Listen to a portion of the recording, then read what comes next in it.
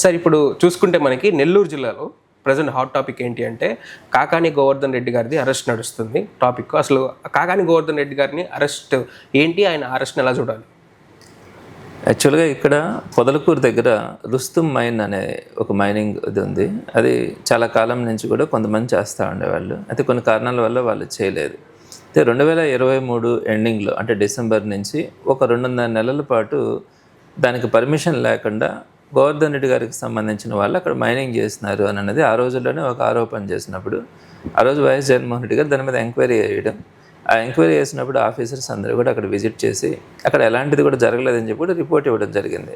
జగన్మోహన్ రెడ్డి గారు అలా ఎప్పుడైనా కూడా ఆయన ప్రభుత్వంలో ఉన్నప్పుడు ఆయనకు సంబంధించిన ఎమ్మెల్యేల మంత్రుల మీద ఏదైనా చిన్న ఆరోపణ వచ్చినా కూడా వెంటనే ఎంక్వైరీ చేసే సంస్కృతి ఆ రోజుల్లో వైఎస్ఆర్సీపీ ప్రభుత్వంలో అంత ట్రాన్స్పరెన్సీ ఉండింది.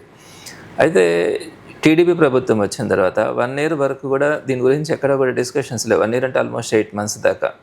అయితే ఎప్పుడైతే వైఎస్ఆర్సీపీ ప్రజల పక్షాన్ని పోరాడుతూ ఉందో, ప్రజలకి ఏదైతే హామీలు ఇచ్చి అధికార పక్షం నెరవేర్చలేదనే అభిప్రాయం ఉందో, అలాంటి సందర్భంలో ప్రజల తరపున వైఎస్ఆర్సీపీ గట్టిగా గొంతు వినిపిస్తున్నప్పుడు ఈ వాయిస్ లేయకూడదు, ఈ వాయిస్ ఇంతటితో కంట్రోల్ చేయాలన్న ఆలోచనతో అక్కడక్కడ కొంతమందిని సెలెక్ట్ చేసుకొని వాళ్ళ మీద కేసులు పెట్టి అరెస్ట్ చేయించి లోపలికి కనుక తీసుకెళ్ళగలిగితే మిగతా వాళ్ళు కంట్రోల్ అవుతారు, ప్రజలు మాట్లాడకుండా ఉంటారన్న ఆలోచనతో కూటమి ప్రభుత్వం ఒక ఈ రెడ్ బుక్ పాలన అయితే ఏదైతే అంటున్నారో అట్లాంటి దుర్మార్గమైనటువంటి ఆలోచన చేయడం కూడా జరిగింది.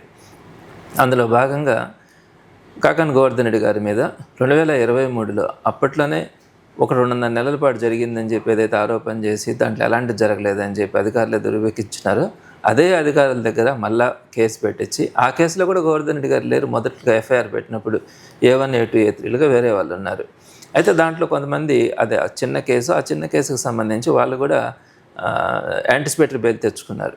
యాంటిసిపేటరీ బెయిల్ తెచ్చుకున్న తర్వాత ఈ కేసులో గోవర్ధన్ రెడ్డి ఇరికించాలన్న ఆలోచనతో మరలా కొంతమందిని దాంట్లో ఆ ఎఫ్ఐఆర్లో అక్యూజ్డ్గా పెట్టి వాళ్ళ దగ్గర ఒక కన్ఫెషన్ స్టేట్మెంట్ తీసుకొని గోవర్ధన్ రెడ్డి గారి ప్రమేయం ఉండింది అని చెప్పి వాళ్ళ దగ్గర ఒక కన్ఫెషన్ స్టేట్మెంట్ తీసుకొని అప్పుడు గోవర్ధన్ రెడ్డి గారిని A4గా దాంట్లో ఇంట్రడ్యూస్ చేసినారు.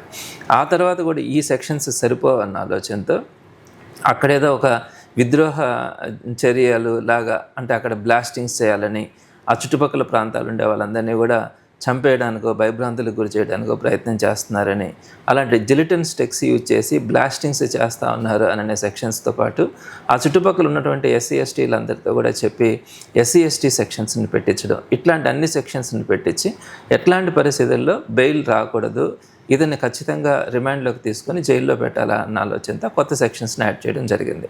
అంటే కేవలం ఎవరో ఇచ్చినటువంటి ఒక కన్ఫెషన్ స్టేట్మెంట్ బేస్ చేసుకొని ఇలాంటి సెక్షన్స్ అన్నింటినీ కూడా యాడ్ చేయడం జరిగింది. అయితే గోవర్ధన్ రెడ్డి గారికి ఫస్ట్ ఒక నోటీస్ ఇచ్చినారు విచారణకు రమ్మని. విచారణకు రావడానికి కానీ విచారణలో వాళ్ళకి నిజాలు తెలుసుకోవాలనే ఆలోచనలు కనుక వాళ్ళకి వాస్తవంగా ఉంటే అవి చెప్పడానికి ఎక్కడో కూడా అభ్యంతరం లే. ఎందుకంటే ఈయన నేరుగా మైనింగ్ చేసింది లేదు, పర్మిషన్స్ ఈయన ఇచ్చింది లేదు, ఏ విధమైనటువంటి సంబంధం కూడా లేదు. వాళ్ళకి అది కాదు ఆలోచన, విచారణ చేయాలా, దాంట్లో వాస్తవాలను తెలుసుకోవాలన్న ఆలోచన పోలీసుకి లేదు. వాళ్ళు కేవలం ఏంటంటే గోవర్ధన్ రెడ్డి గారిని లోపలేయాలన్న ఆలోచన. కాబట్టి ఆ రోజు ఒకటే అనుకుందాం, సో ఒక లీగల్గా ఒక ప్రొటెక్షన్ తీసుకొని విచారణకు హాజరవుదాము, యాంటిసిపేటరీ బెయిల్ తీసుకొని తప్పకుండా విచారణకు హాజరు కావాలన్న ఆలోచనతో యాంటిసిపేటరీ బెయిల్కి అప్లై చేయడం జరిగింది.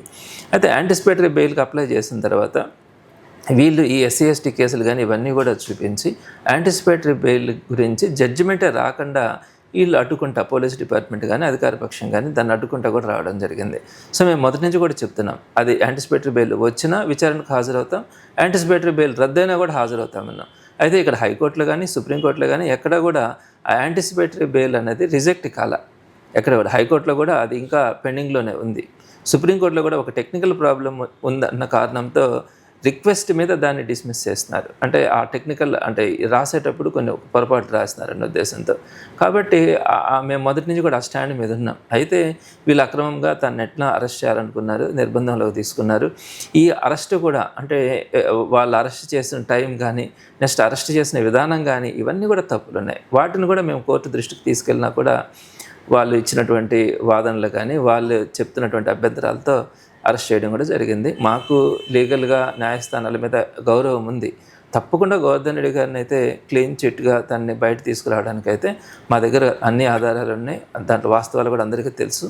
కాబట్టి రాబోయే రోజుల్లో ఇది జరిగింది ఏదో బ్యాడ్ జరిగింది అంటే అరెస్ట్ చేయడం, లోపలికి వెళ్ళడం అన్నింటి కూడా కొంచెం బాధాకరమే అయినా కూడా ఎట్లాంటి తప్పులు చేయలేదు కాబట్టి గోవర్ధన్ రెడ్డి గారు త్వరగా ఎంత వీలైతే అంత త్వరగా న్యాయస్థానాలలో ఆయన్ని ఒక మంచి వ్యక్తిగా బయటకు తీసుకురావడానికి పార్టీ పూర్తిగా తనకు సపోర్ట్గా ఉండడం కూడా జరుగుతుంది. ఇంకోసారి మీరు ఇక్కడ ఏమన్నారంటే ఆయన పార్టీకి సంబంధించి వాయిస్ బాగా రైజ్ చేస్తున్నారు కాబట్టి ఆయన గొంతు తొక్కాలని చెప్పేసి ఇలా అన్నారంటారు. మరి మీరు కూడా బాగానే వాయిస్ రైజ్ చేస్తున్నారు, మీ మీద కూడా ఏమైనా కేసులు పెట్టే ఛాన్స్ ఉందా అని భావిస్తున్నారు మీరు? అంటారు కానీ దేనికైనా అంటే ఒకటి పార్టీ కమిట్మెంట్ ఉంది. మనము రాజకీయాల్లోకి వచ్చిన తర్వాత ప్రజలకు కానీ మనల్ని నమ్మినటువంటి నాయకుడి యొక్క సిద్ధాంతాలు కానీ అవన్నీ మనసులో ఉన్నాయి. రేపు ఎల్లుండి ఏం జరుగుతాయి అన్నది నేనైతే ఎప్పుడు ఆలోచించను. ఈరోజు నేనేం చేయాలి, నా ముందున్నటువంటి కర్తవ్యం ఏంటి, నన్ను నమ్మినటువంటి ప్రజలు కానీ అలానే నా మీద నమ్మకం ఉంచినటువంటి మా అధినాయకుడు కానీ వాళ్ళ నమ్మకానికి తగ్గట్టుగా నేను ఈరోజు పనిచేయాలి. రేపు ఎల్లుండి ఏం జరుగుతుంది అన్నది దైవ నిర్ణయం. ఏం జరిగినా కూడా అది భగవంతుని నిర్ణయంగానే భావించి స్వీకరించడానికి సిద్ధంగా ఉంటాను. Okay sir.